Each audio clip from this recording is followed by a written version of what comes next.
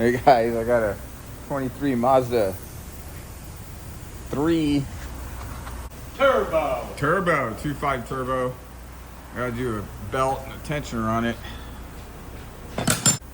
Kind of pulled this plastic fender liner back. It had about 25 of these clips right here. That break it. No, these all, use? I saved every one of them. Wow. There's a little notch right there.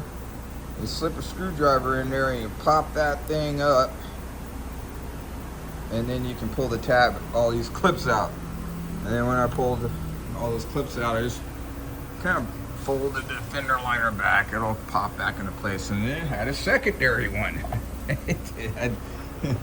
I pulled it out and I go, I thought this was part of the subframe, and I went, oh no, that was a waste of time. This guy goes up here. Got a couple more of those clips, goes underneath this piece, and it had 2 screws holding it under the shield. So there's a 17 freaking thingy, and you'd think you would go that way, but no, you gotta, and because of the shock, you gotta feel the tension unload on this biatch. Yeah, you don't feel a tension taking the car up the rack. Okay, so I got my wrench in a crappy place, so I'm gonna put it back on so I can relocate my wrench, so I can get my wrench off. Damn, dude, what are we doing like that game? All right, so there, I got my wrench back. Hey, Now, what kind of water pump belt is that? that looks like a stretch belt to me, Dimitri, our favorite kind of belt. So there's the belt. It's still in reverse procedure, but the shock on that tensioner is super wet. So we're gonna have to pull this bolt down here and a 12 millimeter from up top and try and finagle this guy out. Replace the tensioner, put it back together. So there's our bad shock part of that tensioner.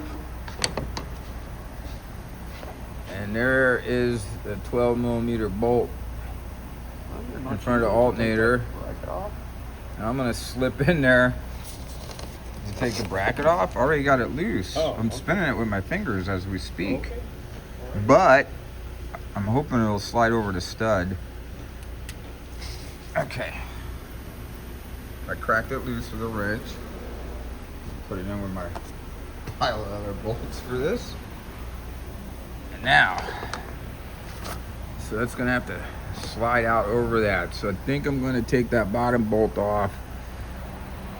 I think the fun part will be trying to slide that back on blind. Okay, so the part that I knew was gonna be really jacked was getting that eyelet of the shock over the stud, because it's got to go in from the bottom. So instead of going in from this angle here, I did go in from this angle here, okay? So put the item up that way. But visually, I was able to look, that's my flashlight shining down, from this angle, and the shock's blocking it now, but I could see the stud, and I was able to watch the eyelet. So basically from the backside of the rotor and all, I was able to physically see that stud, and then kind of dangle this piece and just kind of get it to it finally got over the stud and slide it on there. So now it's blindly hanging on the stud, except I screwed up. I didn't put that bolt in, so I gotta take it back out because this bolt that goes here, it's gotta be in there when I put this up there. Okay, not gonna lie. Putting that back up with that bolt in the hole made that aligning the top of the shock over the stud way more difficult. Major pain in the ass. But now I got the bolts started. I'll start snugging those down, get them tightened up, and we'll run the belt. Okay, so put it back together the way we said we were going to. I was able to, I think I showed you how to slip that thing on with that long bolt through there.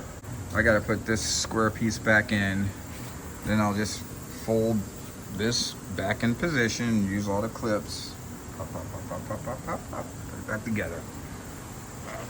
That'll be that. If this helps you at all, I appreciate a click and a shout. And let me know if it does. Have a good day, guys.